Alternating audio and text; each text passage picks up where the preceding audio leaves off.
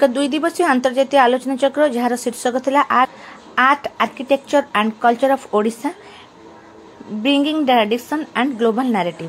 गुरुवार उद्यापनी सभारे सभापतित्व करथिले महाविद्यालय अध्यक्ष प्रोफेसर चित्तरंजन द्विवेदी। सभारे मुख्य वक्ता भावे जोग देइथिले सुश्री पिपियांगिया L&D डिविजन मुख्य ताज ग्रुप। एही सभारे सम्मानित अतिथि भावे वक्तव्य रखिथिले गिरीश चंद्र नायक एवं मुख्य अतिथि भावे जोग देइथिले डॉक्टर हिमांशु कुमार महांती। एही 2 दिवसीय आलोचना चक्र में 70 ऊर्ध्व गवेषक और शिक्षाविद तांकर चयन विषय वस्तु पाठ करथिले। राज्य देश तथा देश बाहर अनेक शिक्षाविद एही आलोचना चक्र में अंशग्रहण करथिले। ओडिया भाषा साहित्य और संस्कृति रे एभली एक पर्यवेक्षणमूलक प्रदर्शनी बुद्धिजीवी महल उच्च प्रशंसित होईछि।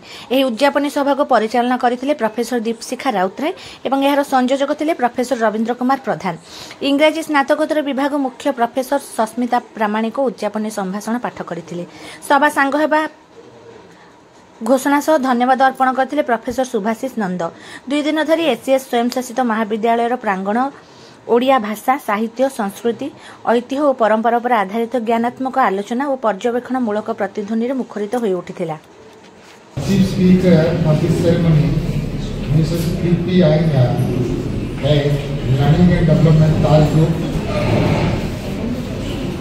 All the dignitaries